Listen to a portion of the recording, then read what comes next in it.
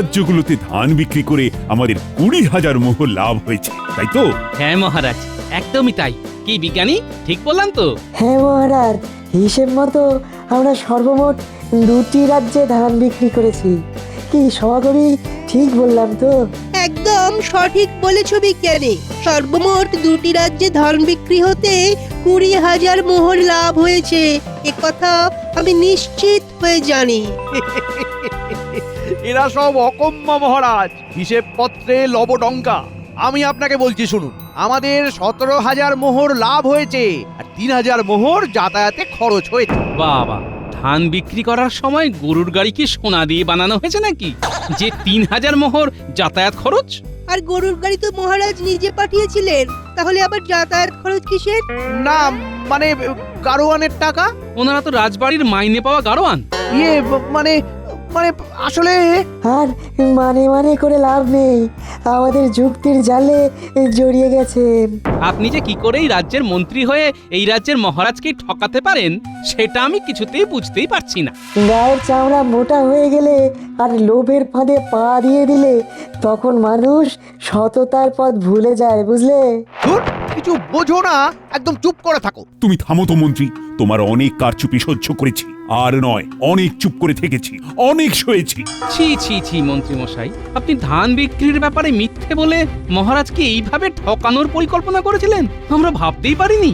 ও ভাগ্যিস গোপাল সভাকবি ও বিজ্ঞানী ছিল। দেখো মন্ত্রী, আমি তোমাকে 2 মাসের জন্য সভা থেকে বহিষ্কৃত করছি। তোমার মন্ত্রিত্বের সব কাজ এইবার থেকে গোপাল, বিজ্ঞানী ও সভাকবি করবে। আপনি এই 2 মাস বাড়িতে আরাম করুন মন্ত্রী মশাই। কাজটা মোটেও ভালো করলেন না মহারাজ। তাহলে বন্ধুরা, কাল থেকেই আমরা একদম ছক করে কাজে নেমে পড়ব, কেমন? চিন্তা নেই কোনো, ঠিকঠাক কাজ হবে, এইটা নিশ্চয়ই জানো। সেই বিষয়ে কোনো সংশয়ই নেই। আচ্ছা, তাহলে এবারে ঠিক করে নিই মন্ত্রীর কোন কাজটা কে করব। চলো চলো। আচ্ছা সভাকবি, তুমি মানুষজনের সার্বিক উন্নয়নের ব্যাপারটা দেখে নেবে। হ্যাঁ, বুঝতে পেরেছি। ধান বিক্রি করে মহারাজ যত মোহর বরাদ্দ করবেন তা দিয়ে আমরা নির্দিষ্ট খাতে ব্যয় করার পর সেই উন্নয়নের তালিকা থেকে কেউ বাদ গেল কিনা সেটা আমি সচেতনতার সাথে খেয়াল রাখবো। আমি তাহলে শিক্ষার মান উন্নয়ন এবং রাজ্যের হিসেব নিকেশটা দেখে নেব। একদম কোনো আপত্তি নেই। আমি রাস্তাঘাটের উন্নতি, রাজ্যের প্রজাদের নিয়মিত খোঁজ খবর, এই দিকটা সামলে নেব। বেশ বেশ, তাহলে কালকে গিয়ে মহারাজকে আমরা 3 জনে কে কোন দিকটা সামলাবো তা জানিয়ে দেব। মহারাজ কোন খাতের জন্য কত মোহর বরাদ্দ করছেন সেটাও ভালো করে বুঝে শুনে নিতে হবে।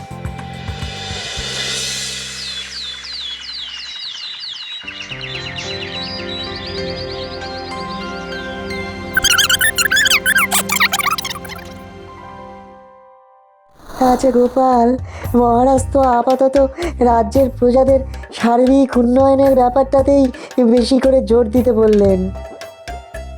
শিক্ষা, বাড়িঘর, রাস্তাঘাট ছেড়ে সার্বিক উন্নয়ন ঘটাও, তেড়ে ফুড়ে। হ্যাঁ, আসলে দেখো, রাজ্যে অবৈতনিক পাঠশালা তো আছেই, এছাড়াও বিগত 4 মাস আগেই মহারাজ নতুন রাস্তাঘাট তৈরি করে দিয়েছেন। সুতরাং এই কারণেই উনি এখন সার্বিক উন্নয়নের ব্যাপারে সর্বাধিক জোর দিচ্ছেন আর কি। যা বলেছ, প্রজাদেরকে খুশি রাখার তো মহারাজের অন্যতম দায়িত্ব, তাই না? মোট বরাদ্দ মোহরের পরিমাণ বুঝে কি কি কাজ করতে হবে চলো নিখুঁজে। গোপাল, তাহলে এক কাজ করি, চলো 2 দিন হাতে সময় নিয়ে রাজ্যবাসীদের কি হালচাল, তাদের কোনো অপূর্ণ ইচ্ছে আছে কিনা এসব ব্যাপারে একটু খোঁজ খবর নিয়ে নিই। ঠিক বলেছ, মন্ত্রী কোথায় কোথায় কি কি কাজে ফাঁকি দিয়ে গেছে তা দেখে নি।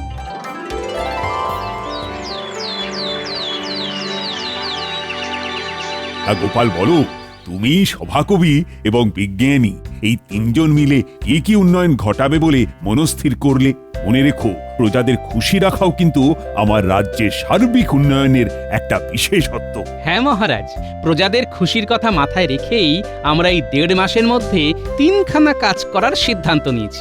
যেমন মহারাজ, উত্তর দিকের গ্রামবাসীরা গত বছরে সব থেকে বেশি পরিমাণে ফসল ফলিয়ে আপনাকে বহুল পরিমাণে লাভের মুখ দেখিয়েছিল, কিন্তু তার পরিবর্তে তারা একটা মাস বিনামূল্যে চাল ডাল চেয়েও পায়নি।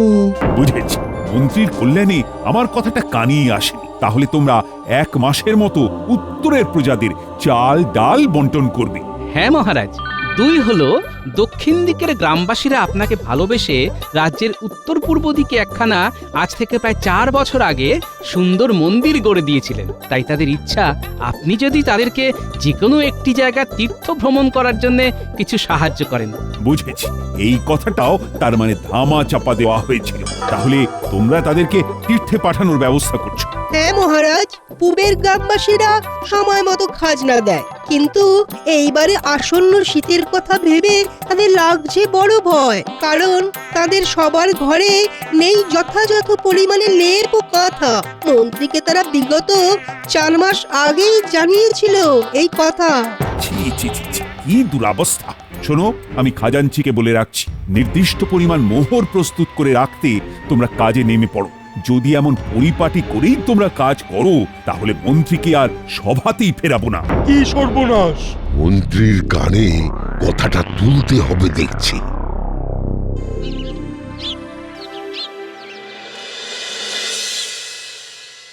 কি গো গিন্নি, ও গিন্নি, আরে আর কতক্ষণ? একটু শরবত বানাতে এত সময় কেউ নেয় নাকি? আমি তো শরবত বানাইনি, পারবো না বানাতে। কি? কেন? আরে কেন পারবে না শুনি? আমি হলাম বহিষ্কৃত মন্ত্রীর বউ।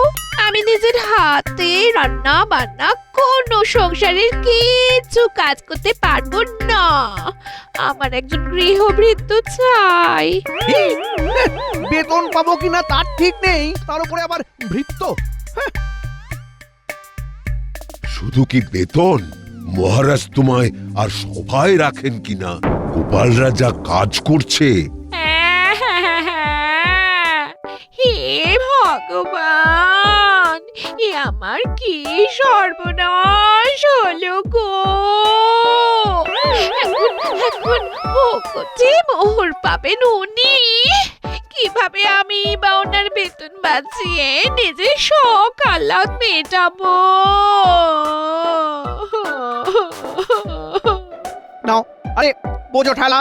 এবারে কান্না সামলাবো নাকি নিজের দুরাবস্থা? উফ!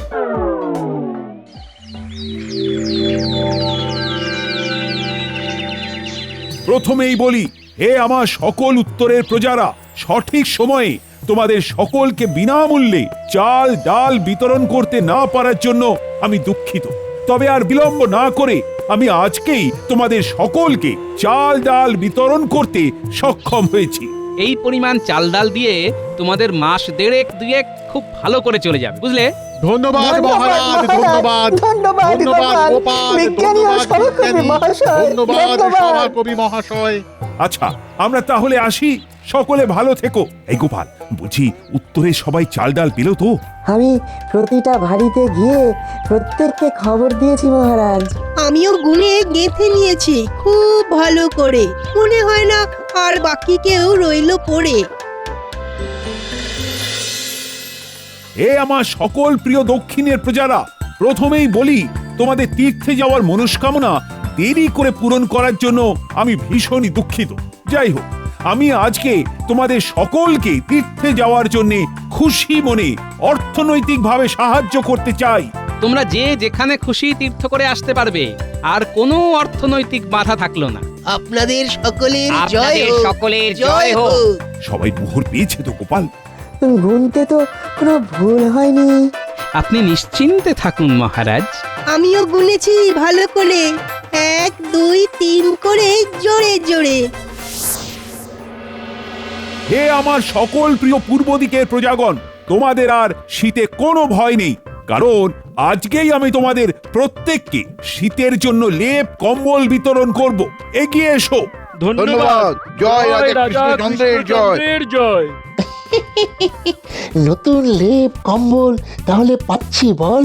মন্ত্রীকে তো বলে বলেও কিছু হলো না। মন্ত্রীর মন্ত্রীগিরি এইবার দেখ না, 20 বাও জলে দেখবে, জ্বলবে আর মাখনের মতো গলবে।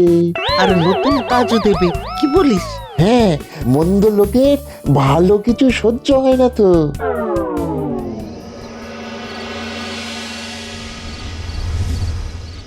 গোপাল, বিজ্ঞানী, সভাকবি, তোমাদের তিনজনের তৎপরতা ও কর্ম উদ্যোগ দেখে আমি সত্যি আপ্লুত। এমন করে বলবেন না মহারাজ। আমরা আমাদের রাজ্যের কথা ভাববো না তো আর কে ভাববে? রাজ্যের উন্নতি এখন আমাদের হাতে, তাই ফাঁকি বাজি চলবে না, দিনে কিংবা রাতে। হ্যাঁ রে বটা ঘটা, তোরা এতটা হতচ্ছাড়া, হ্যাঁ? বলি আমার খেয়ে আমার পড়ে আমারই পথ যারা নিয়েছে কেড়ে, তাদেরই দেওয়া লেপ কম্বল আমাকে দেখাতে এসেছিস? শুধু দেখতে আসেননি, দেখিয়ে আপনাকে চাঙ্গা করতে এসেছি। মন্ত্রীমশাই কিছু একটা করুন, না হলে মন্ত্রিত্ব হারাবেন তো। আমাদেরকে শুধু একবার কিছু করার আদেশ দিন। মন্ত্রিত্ব আমি কিছুতেই হারাতে পারবো না, কিছুতেই না। কিছু করুন মন্ত্রীমশাই। মন্ত্রীমশাই। কালকে আয়, দেখছি ভেবে চিনতে কি করা যায়।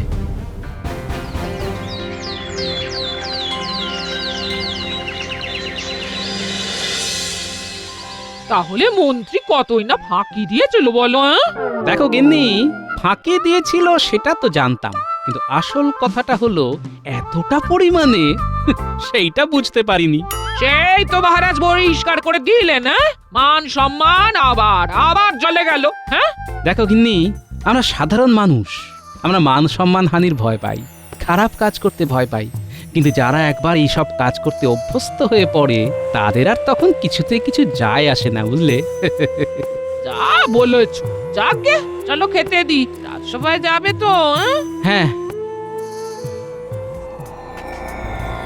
মন্ত্রীমশাই আসবো? আয় আয়, তাড়াতাড়ি আয়, তাড়াতাড়ি আয়। বলুন, কিছু কি ভাবলেন? পোশাকগুলো নেই। এ কি, এ তো নকল দাঁড়ি গো। রংচটা লুঙ্গি, ফতুয়া, কাজখানা কি করতে হবে মন্ত্রীমশাই? শোন, গোপাল, বিজ্ঞানী, সভাকবির ভাবমূর্তি মহারাজের চোখে একদম নামিয়ে দিতে হবে। আমরা এইসব পোশাকগুলো পরে ছদ্মবেশ নিয়ে সভায় গিয়ে নালিশ করব যে কেউ কেউ তীর্থের অনুদান পায়নি, কেউ কেউ আবার লেপ কম্বলও পায়নি, কেউ কেউ আবার বিনামূল্যে চাল ডাল পায়নি। এইভাবে মিথ্যে নালিশ করলে মহারাজ ভাববেন ওরা তিনজনেও ভালোভাবে কাজ করেনি, তাই তো? কিন্তু মন্ত্রীমশাই, আমরা তিনজন তিন দিকের হয়ে নালিশ করলে সেটাই তো অত জোরালো হবে না। সঙ্গে আরো কিছু লোক হলে ভালো হতো। আরো কিছু সংখ্যক লোক জোগাড় করা তো মুশকিল, কারণ সবাই সব পেয়েছে, কেউ মিথ্যে সাক্ষ্য দেবেন না। মিথ্যে সাক্ষ্য দেওয়ানো নিয়ে তোরা ভাবিস না, ভুলে যাস না আমি এই রাজ্যের মন্ত্রী, লোকজন জোগাড় হয়ে যাবে, চিন্তা নেই। মন্ত্রী ছিলেন, এখন আর নেই। হ্যাঁ হ্যাঁ, ওই আর কি। শোন শোন, কালকে সকাল সকাল খুব ভালো করে ছদ্মবেশ নিয়ে দক্ষিণের বাঁশবাগানে চলে আসবি। তোরা কে কোন দিকের লোক সে যে নালিশ জানাবি সব আমি শিখিয়ে দেব, কেমন?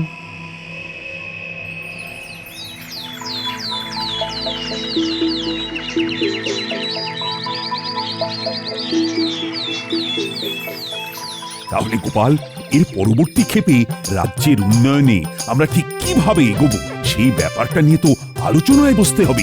হ্যাঁ মহারাজ, তা তো হবে।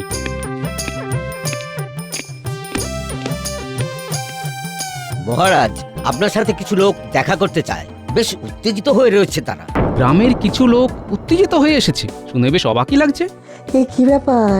কি করব গোপাল? মহারাজ, চলুন বাইরে গিয়ে দেখি কি ব্যাপার। চলো চলো, বাইরে চলো সবাই। কি ব্যাপার, কি বক্তব্য আছে সকলের? মহারাজ, আমি পূবের দিক থেকে আসছি, আমরা এই কজনে লেপ কম্বল পাইনি মহারাজ। হ্যাঁ, পাইনি। মহারাজ, আমরা দক্ষিণের দিক থেকে আসছি, এই তিনজন আমরা ওই তীর্থের জন্য অনুদান পাইনি। পাইনি। মহারাজ, আমরা তিনজন উত্তর থেকে আসছি, আমরা কেউই বিনামূল্যে চাল ডাল পাইনি। এ কেমন কাজের ছিরি? গ্রামের উন্নয়নের নামে মহৎ কাজ করা হচ্ছে, কিন্তু সেইখানে গ্রামের কেউ না কেউ বাদ থেকে যাচ্ছে। কই, খাজনা নেওয়ার সময় তো কেউ বাদ পড়ে না মহারাজ। গতর খাটিয়ে ভালো মানের ফসল ফলালাম, এদিকে উন্নয়নের নামে এ কি গাফিলতি? সেইবারে ওই মন্দির গড়ার সময় নিজের গেট থেকে সব থেকে বেশি চাঁদা দিয়েছিলাম, কিন্তু অনুদানের সময় আর ঝুলি শূন্য। এর থেকে তো মন্ত্রী সব থেকে ভালো ছিলেন। উন্নয়ন করতেন না, কিন্তু তাই বলে এমন গাফিলতির সাথে কাজ করতেন না। উন্নয়নের একই রূপ মহারাজ। ছি ছি ছি, এ কি শুনছি? গোপাল, বিজ্ঞানী, সভাকবি, লজ্জায় তো আমার মাথা কাটা যাচ্ছে। দয়া করে তোমরা শান্ত হও, নিজেদের বাড়ির ঠিকানা দিয়ে যাও। আমি পেয়াদাদের দিয়ে সব জিনিস তোমাদের বাড়ি পাঠিয়ে দিচ্ছি।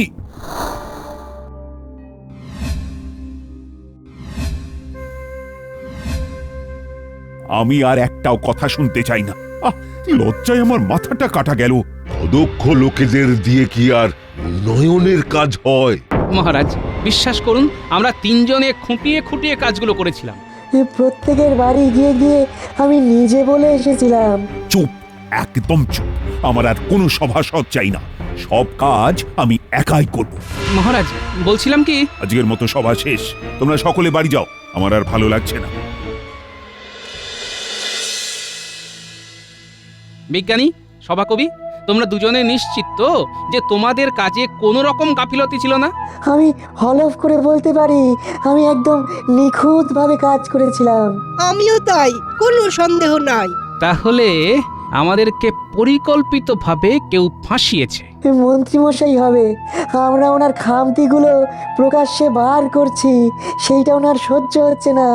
হিংসায় মন্ত্রী জ্বলে পুড়ে যায়, তাই অপদস্থ করতে আমাদের পিছু নেয়। তোমরা ঠিকই বলছো, কারণ তিন দিকের গ্রামবাসীর ঠিক একই দিনে জমায়েত হয়ে নালিশ করতে আসার ব্যাপারটা খুবই সন্দেহজনক। হ্যাঁ, তাদের তো সবার জানার কথাই নয় যে কে কে কি কি জিনিস পায়নি এবং কে কবে নালিশ জানাতে আসবে। সুতরাং আমাদের মাঠে নেমে এই ষড়যন্ত্র ভেঙে নিজেদেরকে নির্দোষ প্রমাণ করতে হবে। কাল একদম সকালে চার মাথার মোড়ে চলে এসো। আজ রাতে ভেবে নিয়ে কাল একদম ছক্কসে কাজে নামবো।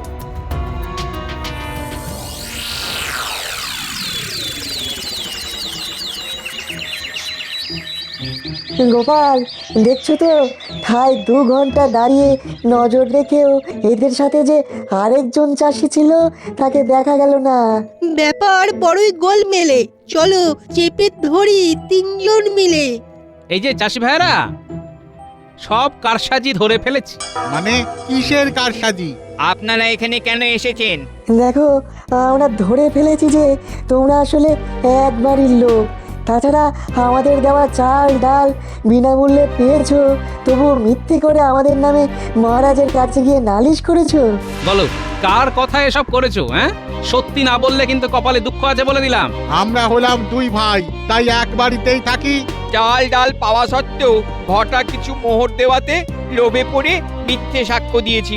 আমাদের ছেড়ে দিন। আমাদের সেই দিন ঘটাই তো ছদ্মবেশে শিখিয়ে পড়িয়ে মহারাজের কাছে নিয়ে গেছিল। ঠিক ধরেছি। আচ্ছা, দেখছি কি করা যায়। এই যে ভাইরা, আমরা কিন্তু তোমাদের সব কারসাজি ধরে ফেলেছি। এই বটা কি নিজেই বলে দিল নাকি? কি জানি। আপনাদের বুঝি বটা কাজে লাগিয়েছিল? হ্যাঁ, আমাদের 2 ভাইকে বটাই তো নিয়ে গিয়েছিল। কিছু মোহর দিয়ে ওই দিন নিজে ছদ্মবেশে সঙ্গে করে মহারাজের কাছে মিথ্যে সাক্ষ্য দেবার জন্য নিয়ে গিয়েছিল। বুঝেছি, এবারে পালের গোদাকে ধরতে হবে।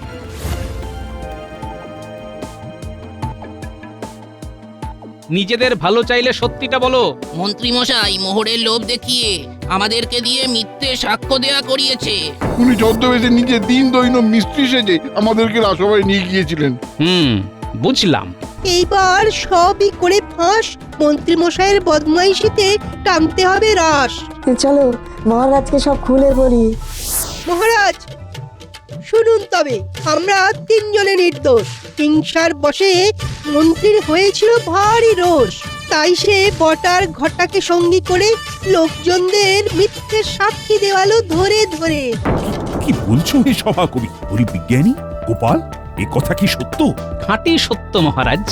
মহারাজ, এই মন্ত্রী মশাইয়ের একটা বিহিত করুন।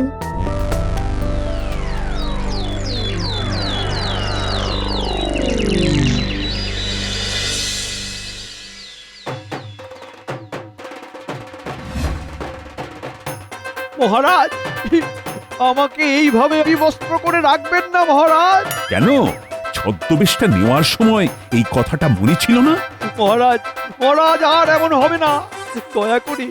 দয়া করে আমার সব পোশাক কেড়ে নেবেন না মহারাজ। তুমি সারাটা বছর এইভাবে খালি গায়ে ঘুরবে, এইটাই তোমার শাস্তি। মহারাজ, মহারাজ, আমি রাজ্যের মন্ত্রী বলে কথা। হ্যাঁ, প্রাক্তন চোচ্চোর ঠকবাজ মন্ত্রী। মহারাজ, আমায় প্রাক্তন করবেন না মহারাজ। চুপ করো, কেঁদে কেঁদে আর গঙ্গা বইয়ে দিও না। মন্ত্রীমশাই, নিজে ভালো কাজ না করলেও অপরের ভালো কাজকে মন থেকে মানতে শিখুন, না হলে বারবার এমন শাস্তির মুখে পড়বেন।